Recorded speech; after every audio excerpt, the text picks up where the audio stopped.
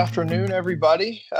Thanks for joining us today. We have a pretty diverse group, all the way from northeastern Colorado, western Kansas, all the way to the western part of Missouri. So glad a lot of people could jump on here today. Looking forward to some of this conversation we're going to have. Obviously, Brian talked about as we went through the weather patterns in the spring is we're going to need some moisture right in May and June to maybe push this thing back. So hopefully there's some positive to come from this as we avoid some of the heat and the potential drought that's there for this summer. As we go into harvest here, and we wanted to make sure that we got this weather outlook out for before many started harvest. And so as you guys have questions, comments, concerns as we go through harvest, feel free to reach out to me, reach out to the Producer Ag team, and as we go through this in any way that we can help you. But as always, if you have questions for Brian, feel free to type them into the questions and answers there. Makes the meeting better. The interaction's great, and it might answer some questions throughout the entire geography. So with that, I will bring Brian on and look forward to what he has to say. All right. Well, thank you very much, Scotty. And yeah, as this is obviously a very important time of year, and we've had some very important weather take place off and on over the past, say, 30 to 45 days or so. Some of that has been good. Obviously, some of that has not been so good because we've had to deal with, some hail, some tornadoes, and so on and so forth as we've progressed through. So the real key to this forecast going forward is, are we going to see a full-on pattern shift away from some of that more active weather, or are we going to keep this going? And before I get into the real crux of that, we kind of have to revisit where we've been over the past 30 days or so, and that's going to kind of pave the way to kind of give us a better idea of where we're headed. So what you're looking at right here is the past 30 days in terms of rainfall as a percent of average or a percent of normal. And you can see the blues and the greens, we've obviously been doing very well where it's been wet, and where we have some browns and reds, well, we haven't been so fortunate. And we still have some areas here across parts of Kansas that, especially in parts of the far northwest and even up in the north central, where we haven't been nearly as fortunate as areas down here basically to the south and southeast of that line. And if we zoom in just a bit more closely, you can see those areas in more kind of in more focus right here. Obviously here and right here. That's not to say that it's been awful. It's just that we haven't been as fortunate as what we've been farther to the south and to the southeast, where we've obviously had much more active weather pattern. And that's not to say that we haven't had rains in these areas. It just hasn't been as good as those areas in the blues and the greens. That includes eastern Colorado as well and parts of northwest Missouri. But this area was really struggling as we headed through the course of the spring, too. So it should be no surprise that even during the past 30 days of somewhat more active weather, we haven't been nearly as fortunate as some of those more active areas have been. That plays a role in terms of what our soil moisture looks like too. So where you're seeing the yellows and the oranges, that's where our soil moisture is at least running in some sort of a deficit. And this is down to about 100 centimeters as far as depth is concerned. And again, this area along and south of that line has obviously been in much better shape. So we still have some work to do here. It isn't horrible, as I'd mentioned, but I never like to see soil moisture deficits really anywhere as we head into the heart of the summer and the heat season, because we really haven't seen a lot of heat so far this year. In fact, at least up until this point, it's kind of been in the exact opposite kind of mold, where we've had some days that have been hot, yes, but we haven't been able to sustain that because of the active weather with storm systems coming through. So the real important part of this is, are we going to see some heat make this soil moisture deficit worse as we go forward? And I think that that's an important question. If you look at the U.S. seasonal drought outlook, this is from the Climate Prediction Center. There are a couple of things to glean from this, because this basically runs from what was June 1st through August 31st, so the heart of the summer. And where you're seeing yellows,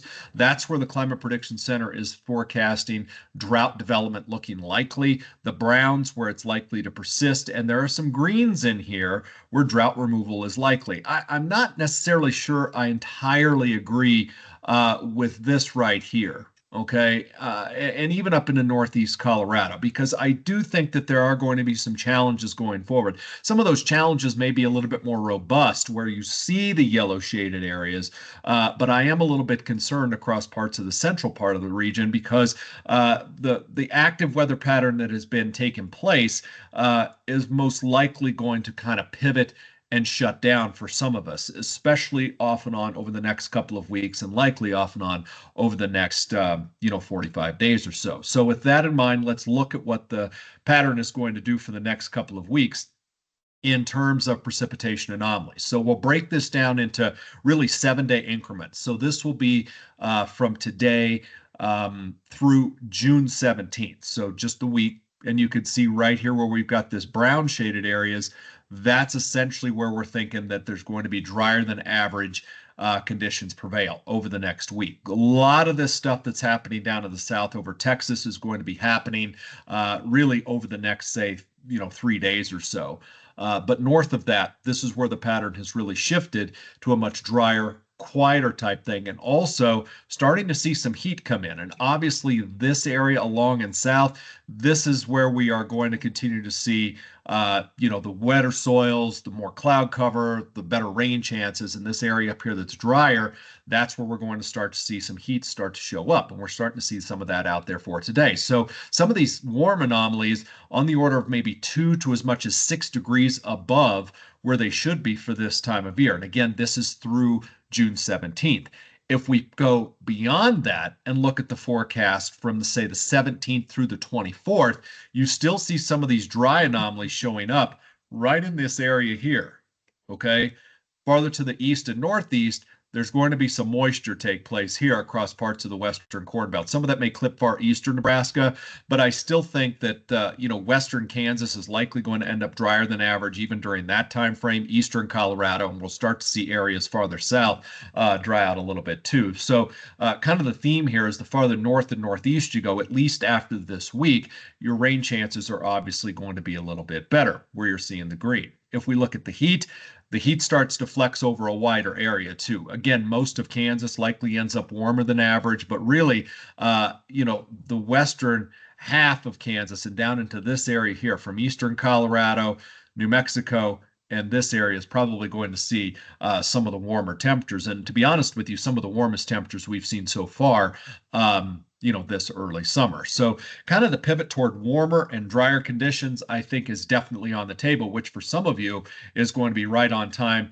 to finish off this wheat and get in the field and start doing some things that, maybe you haven't been able to do because we've had, the wetter than average conditions taking place for some of us. Now, if we look beyond this period of time, and I always take this with a grain of salt, but there are some things to glean from this pattern.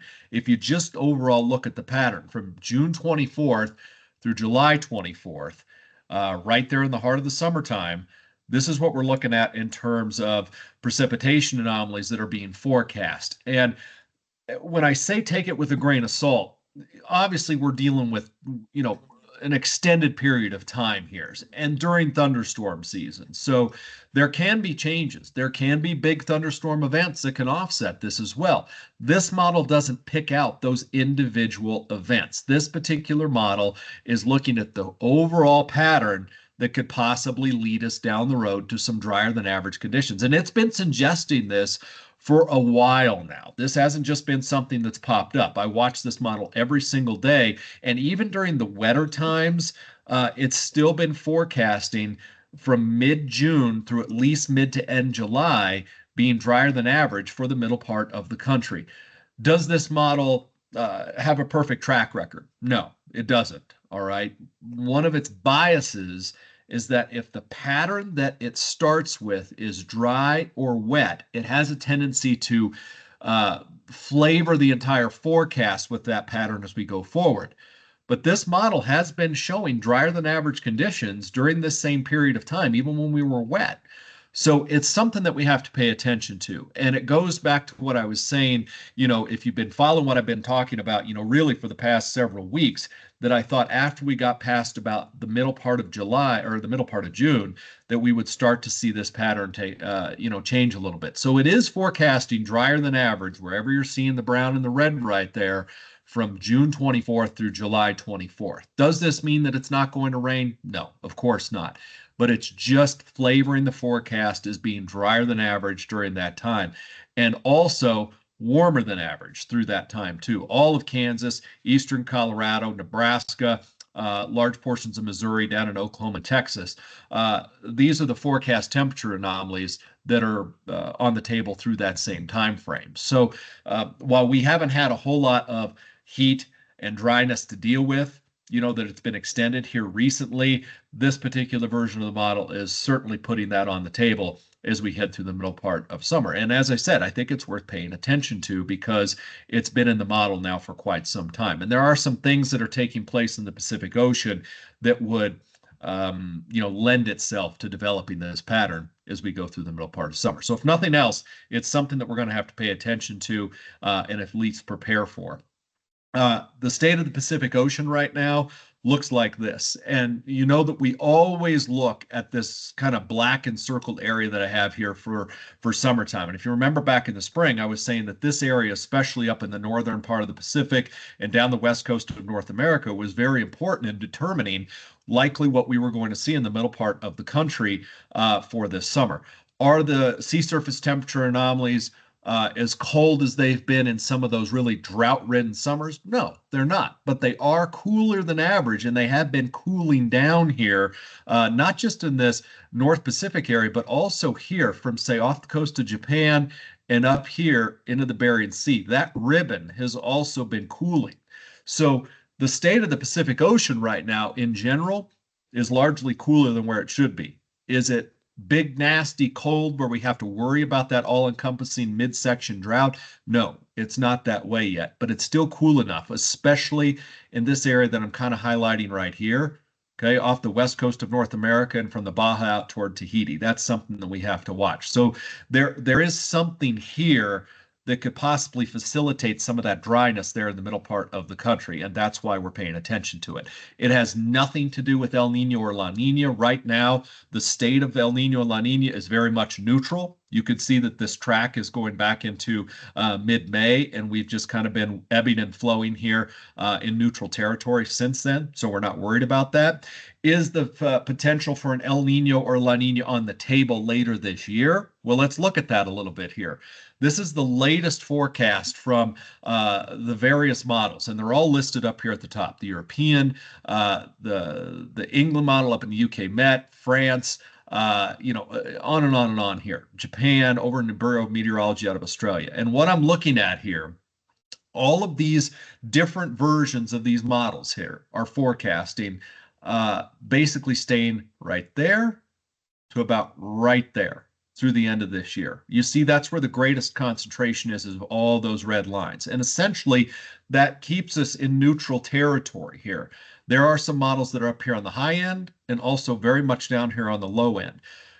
If I was to say what I'm favoring, all right, would I say we'd be more likely to be up here on the warmer side of neutral or the cooler side of neutral? I would say we have a better shot to be down here in the cooler side of neutral, especially once we get toward fall and winter. That's still a long way out there. I don't want to entertain that just yet, but that's kind of where I'm favoring. And if we look at our own model here in the United States, it's kind of doing the same thing. We've got high-end stuff up here, low-end stuff down here, but the majority of those members are down here, kind of in the cooler side of neutral. And I think that that's probably where we're likely to end up, because that's essentially where we've been staying. We have not popped up into the positive territory like some of the other models have been. So really on the cooler side of neutral, that could possibly push us toward some sort of a weak La Nina event a little bit later this year. But as I said, I'll entertain that coming up in the next couple of months or so. That's still down the road. So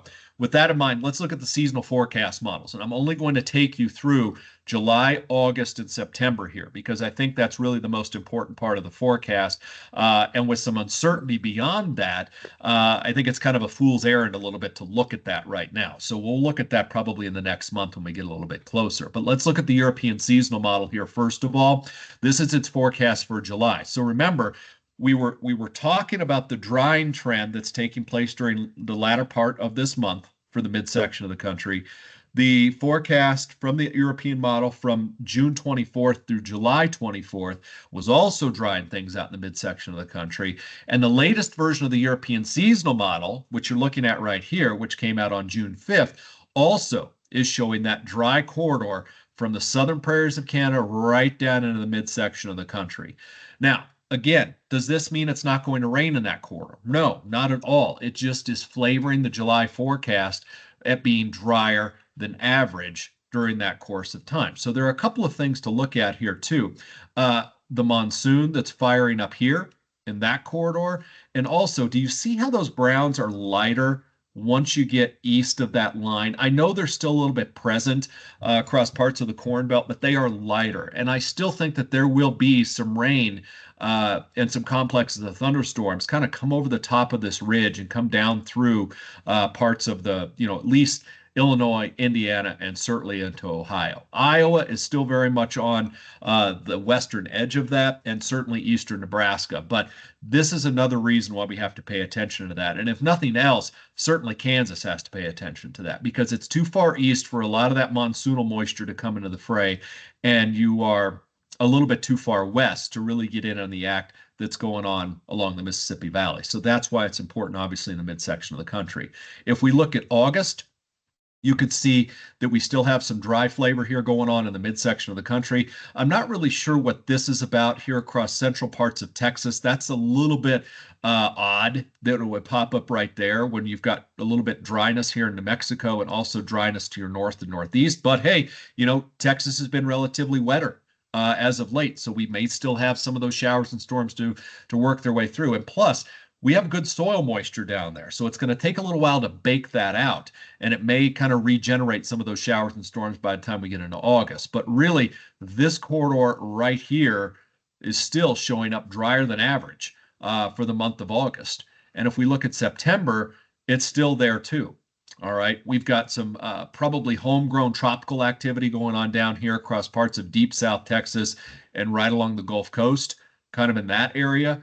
And it does not show that moisture making its way too far to the north. The other thing that's interesting with these past two maps that I've shown you, okay, if we go back here to August, we still have monsoonal moisture here, all right, but it's not terribly robust in terms of the signal. And if we move into September, it rapidly shuts it off here.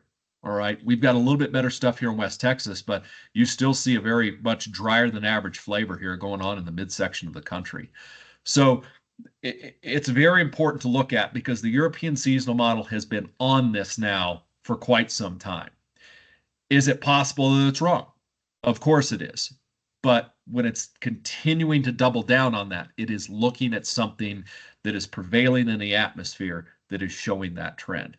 And from a heat standpoint, it's also showing some pretty good heat here in the midsection of the country. Again, not so much down in this corridor here, because that's where we've been more active, and we've got the monsoon that's going to come up here. But areas farther north, it's certainly showing a warm summer from southern prairies of Canada right down here in the midsection of the country, really along that axis again. If we look at the NNME forecast, this just came out the other day. This is the United States model for seasonal forecast. It obviously forecasts wetter than average here in the green, farther east. Up here in this corridor, drier than average. This is for July, and then just kind of flavors the midsection of the country as just kind of being neutral, with no real tip toward wetter or drier than average right now.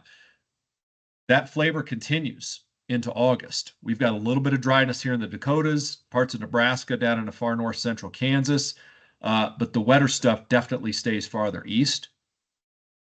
And then if we go to September, it still keeps us as neutral. It still has that tropical stuff down here along the Texas coast, but doesn't really hint one way or another.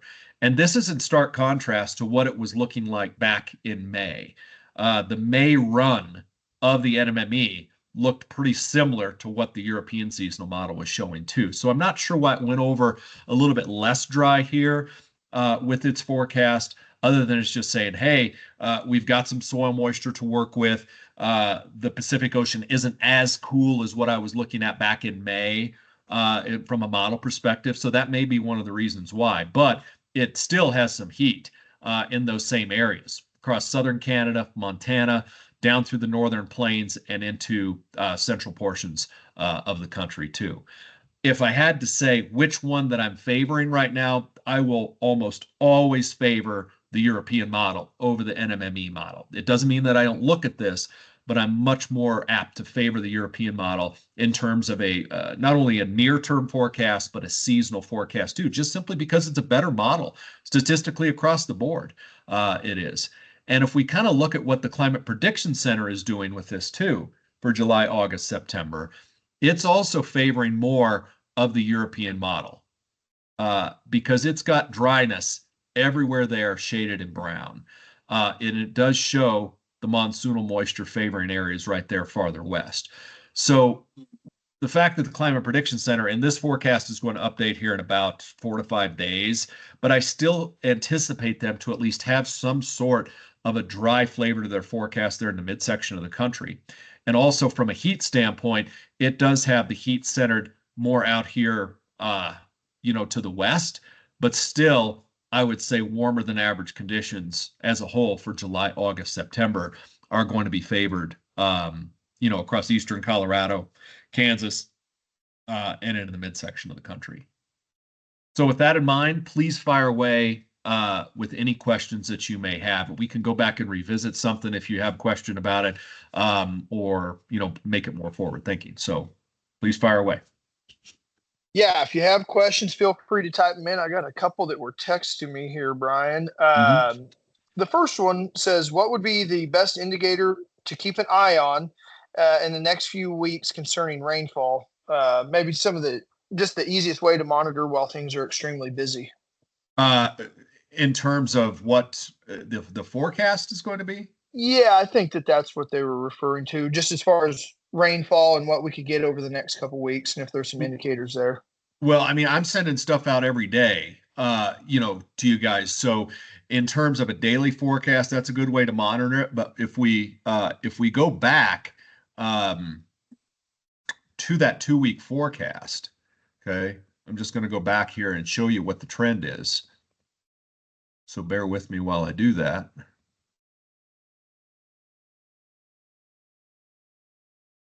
And if we look at that, and I'll bring this up again, okay, the next 2 weeks, oops, here we go. I mean, that's your trend for the next 7 days right there. And I really don't see that trend changing a whole lot. That doesn't mean that we can't have, some spotty storms here or there, but I really think that that's the pattern, rainfall pattern for at least the next week. And in terms of temperature, you can see right there, we're obviously going to be warmer than average for a good chunk, at least the northern half of Kansas. Eastern Colorado, I think, is a no-brainer. And then if we pivot and go to the following 7 days, I do think that there will be some better moisture prospects here across the northeast half of Kansas and the eastern half of Kansas, but out west, it's still showing largely drier than average. And it's not a real stout signal. Again, we're getting out there several days, so the signal gets a little bit weaker, but it's still flavoring the western, at least third of Kansas as being drier than average, and then certainly, warmer than average during that time. And that kind of piggybacks what I was talking about, for that period that lies beyond that 30-day period that lies beyond that with that type of forecast flavor. So I don't think it's going to be as active as what we've seen. At minimum, I don't think it's going to be as active for most of the state, versus what it's been over the past, say, 2 to 4 weeks, if that makes sense. Yep. Okay. Another question I got text here was just your thoughts on the heat, right? And how above average do we expect that? As people are looking at planting double crop beans, as we go through corn tasseling, some of that stuff. And obviously recent years have been pretty warm. It didn't look like on the chart, as I kind of partially answered that, it looked like it was way above average. But what's your thoughts on heat through July and August? Well, I mean, this is the forecast that we have right now for that 30-day period from June 24th to July 24th. Okay. And those are some pretty robust anomalies right there across most of Kansas, showing up between about 4 and almost 7 degrees above average. And again, this takes Okay. into account daytime highs and nighttime lows. So with some soil moisture, that's in some parts of the region, that soil moisture is going to help to keep some of those nighttime lows warmer than they otherwise would. But I'll be honest with you, we really haven't had that classic pivot where we've really turned on the heat and kept the heat around thus far. I think going forward, because it makes sense, we're entering into the longest days of the year and the heart of summertime, we are going to see some heat. I think that that's going to be the case. And even into August, if we want to look at some of the seasonal model stuff here, I can go back and look at that. And this will be for July, August, September. Okay. This is where your heat is, and let me take some of these off here. This is where the European seasonal model is forecasting, the best heat to be, right where that darker orange is. Okay, right through there. So that does bleed down into northern parts of Kansas, certainly. And if we look at the NMME model and what it was doing in terms of heat for the same time frame, it's the same thing. It's bringing in warmer than average stuff too. So the areas that have seen the most rain recently, all right, they have the most soil moisture to bake out to where that ground heats up. So they'll lag just a little bit. But if we go back and look at where that soil moisture was really lacking in the top, 100 centimeters of that, and it'll take me a second to get back there, you'll be able to see that a little bit more clearly. Just back at the beginning.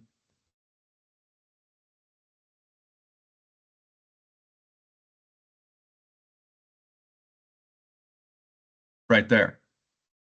Yeah. So you see where it's yellow and some of those oranges, that's where that top 100 centimeters is the driest. That area will heat up first. And you see that in the modeling that I just showed you, that the farther north you went, the stronger that heat signal was. And I think that that's based on not only the way the weather pattern could set up, but also the lack of soil moisture. So if there's an area here that I think could probably has a shot to see some of the best heat out of this, it's going to be that area right there, because that's where the soil moisture is the least, and that's where that ground will heat up more readily every single day because it has less soil moisture, if that makes sense. So that's kind of my thought on that. All righty. And last question I got here. As we had a little bit of the drier, a little more of the heat, does that severe thunderstorm, some of the stuff we've encountered here probably over the last month, does some of that leave, that potential for hail, some of that kind of stuff, or still alive and well? No, Okay. we're still in June, so we obviously have to pay attention to it. But the next 7 days, we are obviously going to see less of that. And then that period of time beyond that, we'll still likely see less than that. So historically speaking, I mean, the peak of severe weather season for us is late May, early June. So we're basically from here, every day we go forward, we are going to be coming off that peak. That doesn't mean that we won't have some severe thunderstorm events in there, but we're getting out of that peak season. And if the pattern pivots, like we're discussing here, to a drier type of setup, then we will have less thunderstorm days in general, which means we will have less frequent severe thunderstorm opportunities too, because we have less thunderstorm days, if that makes sense. Yep. Last thing, it actually just popped in my head as we were talking about that. Thoughts on wind as we go through the next 30 days? Do we see any extreme winds, any potential for that, or not necessarily?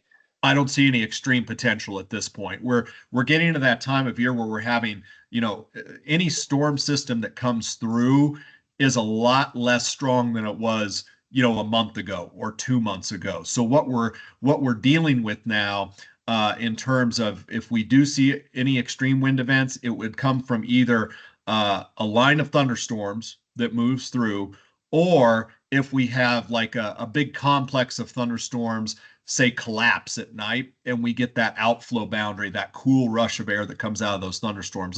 Those are more closely, those types of wind events are more closely tied to the daily events of thunderstorm activity versus any type of big, widespread, significant wind event like what we see, earlier in the spring or in the fall for that matter. Sounds good. Mhm. Well, Brian, as always, really appreciate you jumping on with us today. For everybody that's on, if you guys have questions or different things, feel free to reach out to me, reach out to Brian. I'll get you connected with him, and we'll continue to go through this summer. So with that, thank you, Brian, and we'll be in touch. Of course. Thank you, guys. Take care.